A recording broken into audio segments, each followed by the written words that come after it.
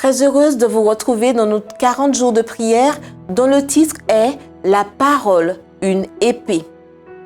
Car la parole de Dieu est vivante et active, plus tranchante qu'aucune épée à double tranchant, perçant jusqu'à la division de l'âme et de l'esprit, des jointures et de la moelle, et discernant les pensées et les intentions du cœur.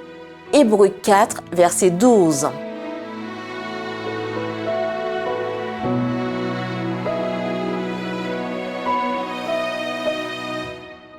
La Bible peut être étudiée comme le serait une branche de la science humaine, mais sa beauté, la preuve de son pouvoir de sauver l'âme qui croit, est une leçon qui n'est jamais ainsi apprise.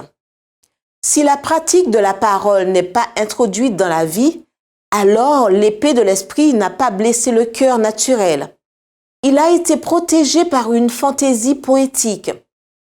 Le sentimentalisme l'a tellement enveloppé que le cœur n'a pas suffisamment ressenti l'acuité de son bord, perçant et coupant les sanctuaires pécheurs où le moi est adoré.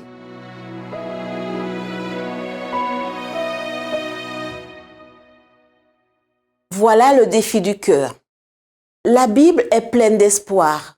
Il contient tout ce dont nous avons besoin. La bonne nouvelle du salut est clairement présentée au lecteur. Mais tous ces merveilleux éléments de la parole ne sont d'aucune utilité s'ils ne passent pas de notre esprit à notre cœur et dans nos actions. Saisir les promesses de la parole vous permettra de mettre en pratique ce qui y est écrit. Ce processus peut parfois être douloureux, mais rassurez-vous, il est à votre avantage et conduira à une appréciation toujours plus profonde de votre ami Jésus et de sa vérité.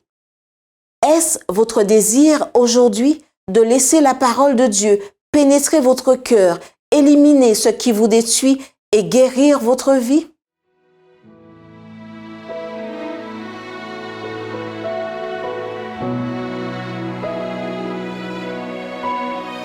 Priez pour que Dieu vous parle clairement dans sa parole aujourd'hui.